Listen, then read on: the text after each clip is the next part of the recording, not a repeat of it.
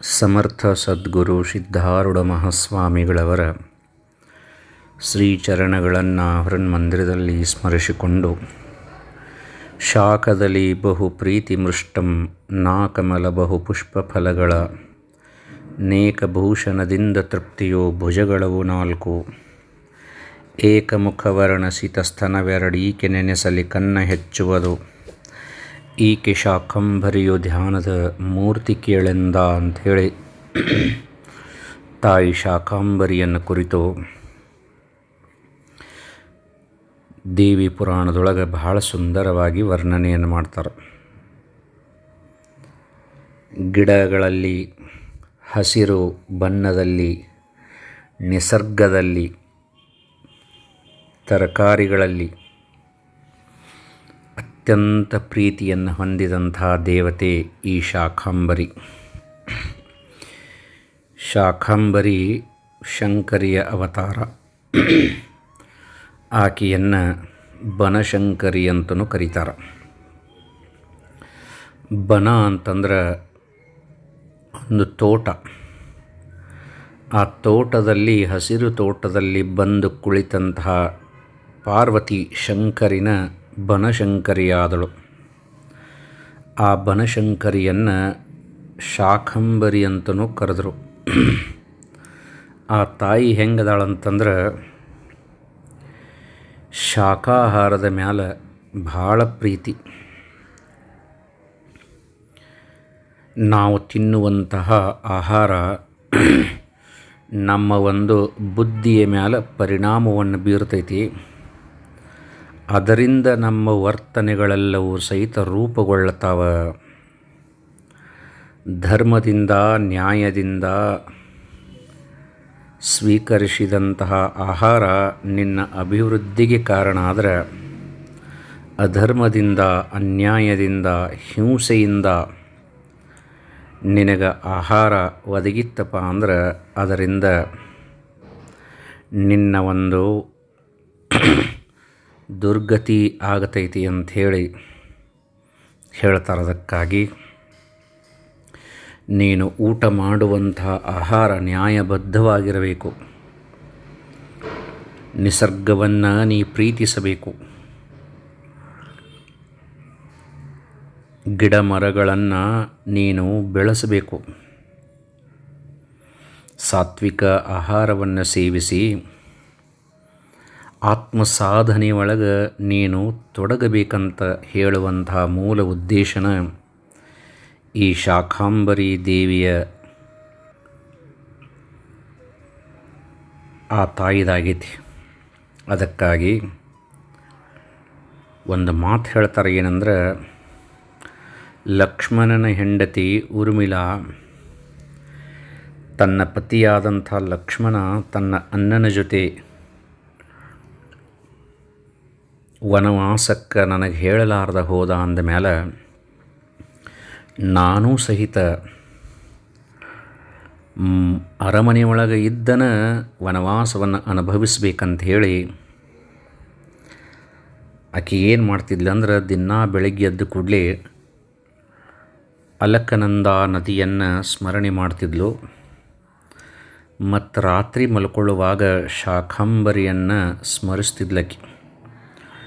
ಆವಾಗ ಸ್ನಾನವನ್ನು ಮಾಡಲಾರ್ದ ಆಕೆ ಸ್ವಚ್ಛವಾಗುತ್ತಿದ್ಲು. ಊಟವನ್ನು ಮಾಡಲಾರ್ದ ಆಕೆ ತೃಪ್ತಳಾಗುತ್ತಿದ್ಲು. ಅದಕ್ಕಾಗಿ ಶಾಕಾಂಬರಿಯ ಸ್ಮರಣ ಮಾತ್ರದಿಂದ ನಮ್ಮ ಹಸಿವು ಹಿಂಗೆ ಹೋಗುತ್ತೈತಿ ಅಂತ ಹೇಳಿಕಾರ ಬಹಳ ಸುಂದರವಾಗಿ ಶಾಕಾಂಬರಿಯನ್ನು ಕುರಿತು ಹೇಳಿದ್ದಾರೆ. ಅದಕ್ಕಾಗಿ ನನ್ನ ಆರಾಧ್ಯ ದೇವತೆಯಾದಂಥ ಕರಿಯಮ್ಮ ತಾಯಿಗೆ ಇವತ್ತಿನ ದಿವಸ ನಾವು ಶಾಕಾಂಬರಿಯ ರೂಪದಿಂದ ತಾಯಿಗೆ ಪೂಜೆಯನ್ನು ಮಾಡಿದ್ವಿ. ನವರಾತ್ರಿಯ 8ನೆಯ ದಿನ ಆ ಜಗನ್ಮಾತೆಯ ಕೃಪಾದೃಷ್ಟಿ ನಮಗೆ ನಿಮಗೆ ಸದಾ ಕಾಲ ಇರಲಿ ಅಂಥೇಳಿ ಬೇಡೋದು.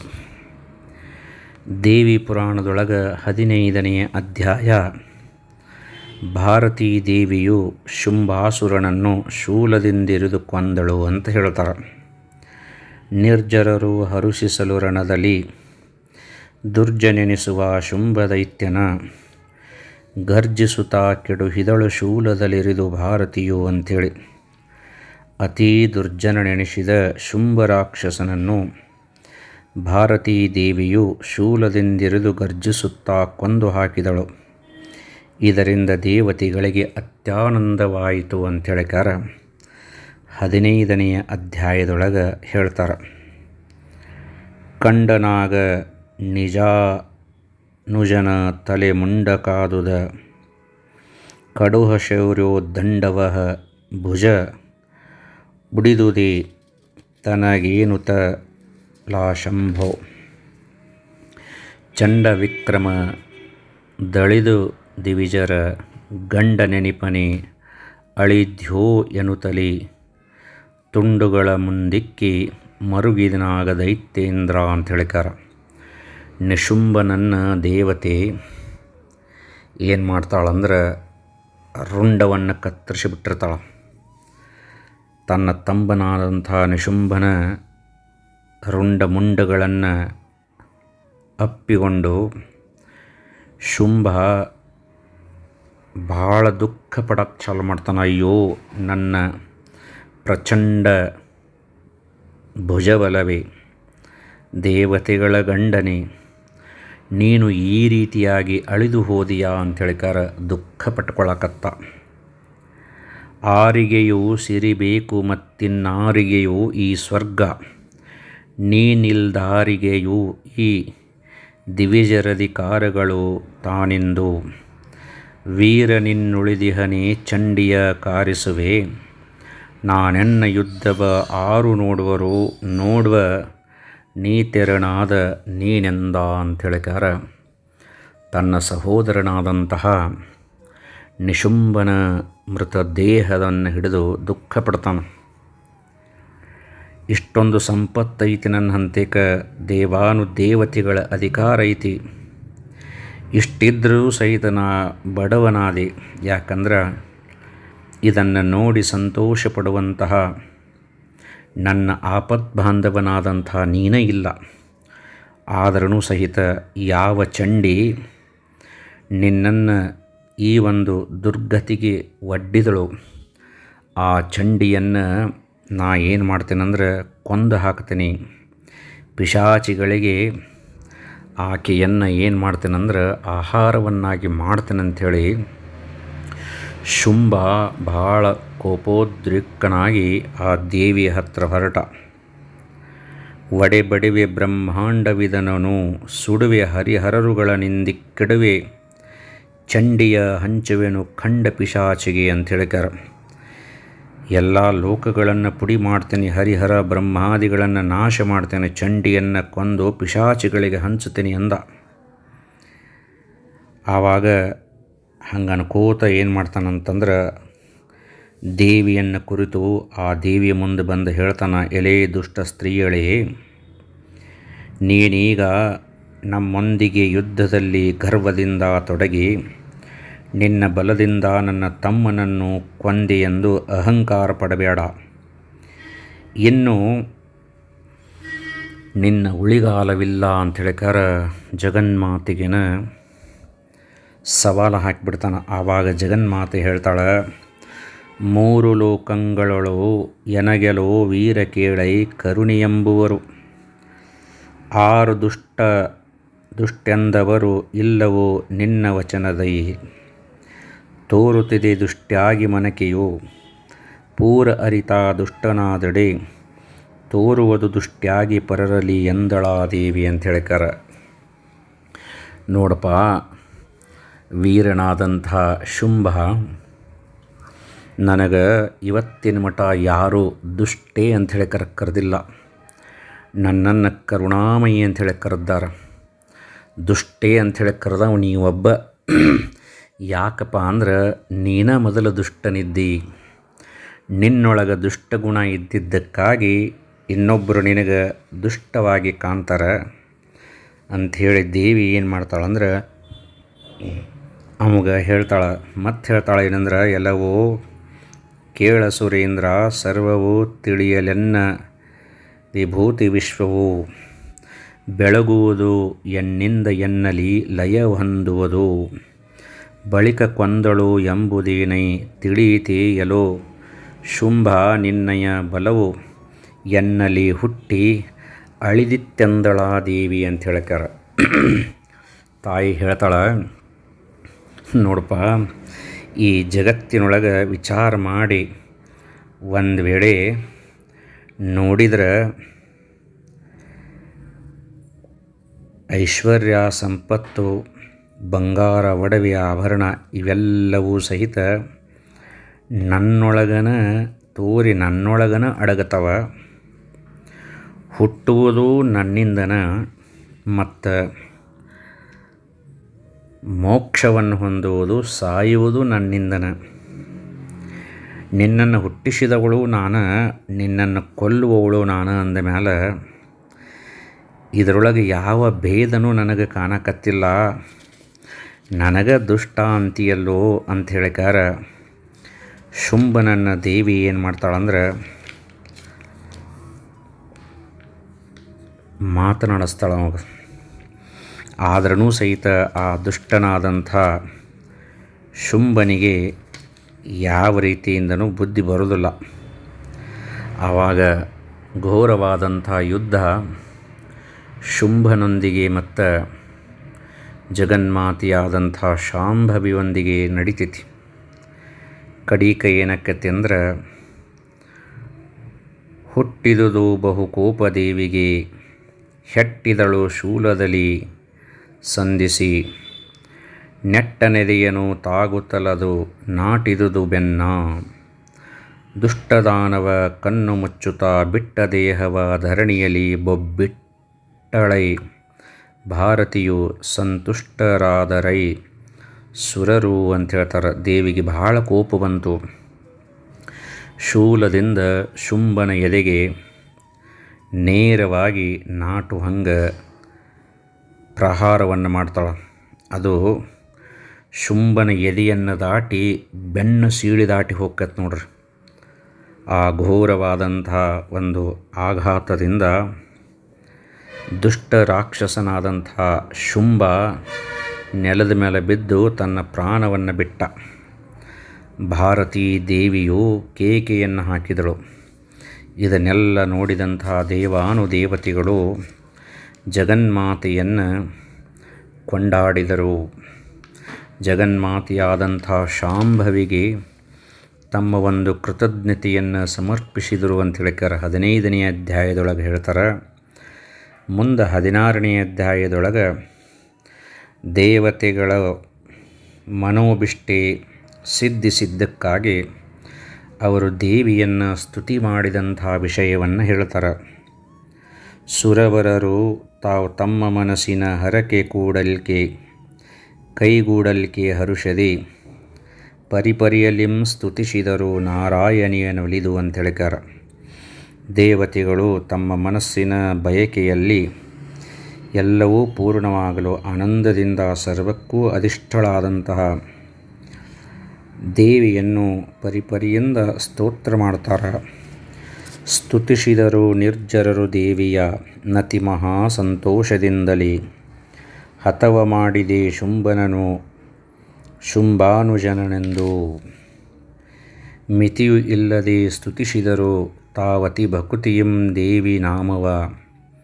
ಪತಿಪರಾತ್ಪರ ಬ್ರಹ್ಮವೇ ಎಂದೆನುತಲ ಮರಗಣ ಅಂತೇಳಿಕಾರ. ತಾಯಿಯನ್ನು ವಿಶೇಷವಾಗಿ ಗುಣಗಾನವನ್ನು ಮಾಡ್ತಾರೆ. ದುಷ್ಟರಾದಂತಹ ಶುಂಭನಿಶುಂಭರನ್ನು ಸಂಹರಿಸಿ ನಮಗೆ ಬಂದಂತಹ ಗಂಡಾಂತರವನ್ನು ಪಾರು ಮಾಡಿದಂತಹ ಜಗನ್ಮಾತೆ ಅಂಥೇಳಿ ತಾಯಿಯನ್ನು ಬಹಳ ಪರಿಪರಿಯಾಗಿ ಭಕ್ತಿಯಿಂದ ಸ್ತುತಿ ಮಾಡ್ತಾರೆ. ನಾವಾದರೂ ಸಹಿತ ಆ ಜಗನ್ಮಾತೆಯನ್ನು ಸ್ತುತಿಗೈಬೇಕು. ಸ್ತುತಿಗೈದು ಆ ತಾಯಿಯ ಸೇವೆಯನ್ನು ಭಕ್ತಿಯಿಂದ ಮಾಡಬೇಕು. ಇಡೀ ಜಗತ್ತಿನೊಳಗನ ಆ ತಾಯಿಯ ರೂಪವನ್ನು ಕಾಣಬೇಕು. ನಮಗೆ ಯಾರೂ ವೈರಿಗಳಾಗಿ ಕಾಣಬಾರ್ದು, ದೇವಿ ಸ್ವರೂಪರಾಗಿನ ಕಾಣಬೇಕು. ಅಂದಾಗ ನಮ್ಮ ಜನ್ಮ ಸಾರ್ಥಕ ಆಗ್ತೈತಿ. ಮುಂಡಮಾಲಿನಿ ಬ್ರಹ್ಮಿ ವೈಷ್ಣವಿ ಚಂಡಿ ಉಮೆ ಹೈಮಾವತೀಶ್ವರಿ ದಂಡ ಆಯುಧೆ ಗೌರಿ ದುರ್ಗಾ ನಂದೆ ಮಹಾದುರ್ಗಿ ಲೆಂಡ ಖಡ್ಗಿಣಿ ಚಗ್ರಸೂಲಿ ಮುಸುಂಡಿ ಮುದ್ಗರೆ ಹಲಿಗೆ ಮಹಕೋ ದಂಡೆ ಘೋರೆ ನಾರಾಯಣಿ ನಮೋ ನಮೋ ಎಂದು ದಮರಗಣ ಅಂತ ಹೇಳ್ತಾರೆ. ರುಂಡಮಾಲೆಯನ್ನು ಧರಿಸಿದವಳೆ, ಪರಬ್ರಹ್ಮ ಸ್ವರೂಪಳೆ, ವಿಷ್ಣುವೇ, ಚಂಡಿಯೇ, ಉಮೇ, ಹೈಮಾವತಿಯೇ, ದಂಡ, ಖಡ್ಗ, ಮುಸುಂಡಿ, ಮುದ್ಗರ, ಡಾಲು, ಚಕ್ರ, ತ್ರಿಶೂಲ, ಕೋದಂಡ ಮುಂತಾದ ನಾನಾ ಅಸ್ತ್ರಗಳನ್ನು ಧಾರಣ ಮಾಡಿದ ನಾರಾಯಣಿಯೇ ನಿನಗೆ ನಮೋ ನಮೋ ಅಂತೇಳಿಕಾರ ದೇವಾನುದೇವತೆಗಳು ಜಗನ್ಮಾತೆಯನ್ನು ಸ್ತುತಿಗೈತಾರ. ಭದ್ರಕಾಳಿ ಭವಾನಿ ಪಾರ್ವತಿ, ಭದ್ರಮಂಗಳೇ ಅನ್ನಪೂರ್ಣಿ, ರೌದ್ರಿ ಶಾಖಾಂಬರಿ ಮಾಹೇಶ್ವರಿ, ಅಂಬ ಜಗದಂಬಾ, ಕ್ಷುದ್ರ ಸಂಹರಿ ಷೋಡಶಿಯೇ ಸುಖ ನಿದ್ರೆ ಭುವನೇಶ್ವರಿ ಜಗನ್ಮಯೇ, ಮುದ್ರಿಕೇಚರಿ ನಾರಾಯಣಿ ನಮೋ ನಮೋ ಎಂದು ದಮರಗಣ. ಪ್ರೇತದಾಸನೆ ಸರ್ಪಭೂಷಣೆ ದಾತಿ ಗಿರಿಜಾ ಸತ್ಯನಿತ್ಯಳೆ, ಭೂತನಾಥೆ ಭಯಂಕರಿಯೇ, ಶಂಕರಿಯೇ ಶಾಂತಾಯೇ, ಪ್ರೀತಿ ಪುಣ್ಯೆ ತ್ರಿನೇತ್ರೆ ಈಶ್ವರಿ, ಮಾತೆ ಭೂತಗಣಾಯ ಧಾತ್ರಿಯೇ, ಪ್ರೀತಿ ಅಂಬರೆ ನಾರಾಯಣಿ ನಮೋ ನಮೋ ಎಂದು ದಮರಗಣ ಅಂತೇಳಿಕರ.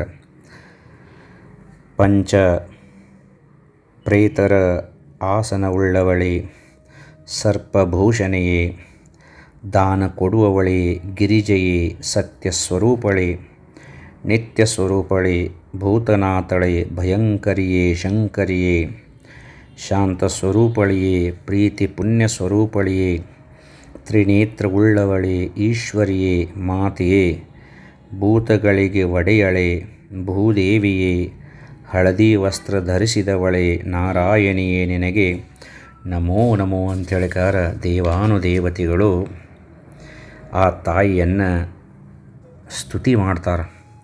ಕೋಮಲಾಂಗಿ ಸಹಸ್ರಲೋಚನೆ ಸೋಮಶೇಖರಿ ಮುಕ್ತಕೇಶಿನಿ, ರಾಮೇ ನಿರಾವರಣೆ ನಿಷ್ಕಳಂಕೆ ನಿಜಾನಂದೆ, ಕಾಮರೂಪಿಣಿ ಕಾಮವಾಹಿನಿ, ಕಾಮುಕೆ ಕಲ್ಯಾಣಿ ಕರುಣಿಯೇ, ಭೀಮಿ ಭೈರವಿ ನಾರಾಯಣಿ ನಮೋ ನಮೋ ಎಂದು ದಮ್ರಗಣ.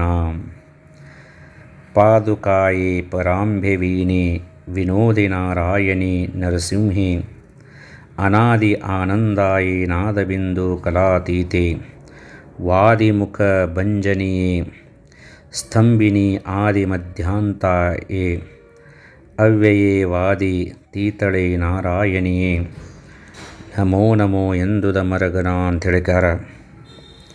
ಮಧುವದನೆ ಕೈಟಭರಿ ಕೇವಲ ಮದ ಮಹಿಷಮರ್ದಿನಿ, ಮಹಾಸುರ ಕದನಿ ಶುಂಭಾತಕಿ, ಶುಂಭದ್ವೇಷಿ ಮಹಾಮಾರಿ, ಗದೆ ಖಡ್ಗ ಕಠಾರಿ ತೋಮರೆ, ಸುಧೆಯ ಪಾತ್ರೆ ಸುಶಾಂತೆ ಸೌಂದರಿ, ಸುದತಿ ವಿಸ್ತರಿ ನಾರಾಯಣಿ ನಮೋ ನಮೋ ಎಂದು ದಮರಗಣ ಅಂತ ಹೇಳ್ತಾರೆ. ಕೈಟವರನ್ನು ಮಧುಕೈಟವರನ್ನು ಸಂಹರಿಸಿದವಳೆ, ಮಹಿಷಾಸುರನ ಮರ್ದನವನ್ನು ಮಾಡಿದವಳೆ, ಕದನದಲ್ಲಿ ಶುಂಭರನ್ನು ಕೊಂದವಳೆ, ಮಹಾಮಾರಿಯೇ, ಗದೆ ಖಡ್ಗ ಕಠಾರಿ ತೋಮರೆ, ಸುಧಾಪಾತ್ರೆಗಳನ್ನು ಧರಿಸಿದವಳೆ, ಶಾಂತರೂಪಳೆ, ಸುಂದರಿಯೇ, ಸುಧತಿಯೇ, ವಿಸ್ತರಿಯೇ, ನಾರಾಯಣಿಯೇ ಅಂಥೇಳಿಕಾರ ಜಗನ್ಮಾತೆಯನ್ನು ವಿಶೇಷವಾಗಿ ಪ್ರಾರ್ಥನೆ ಮಾಡ್ತಾರೆ.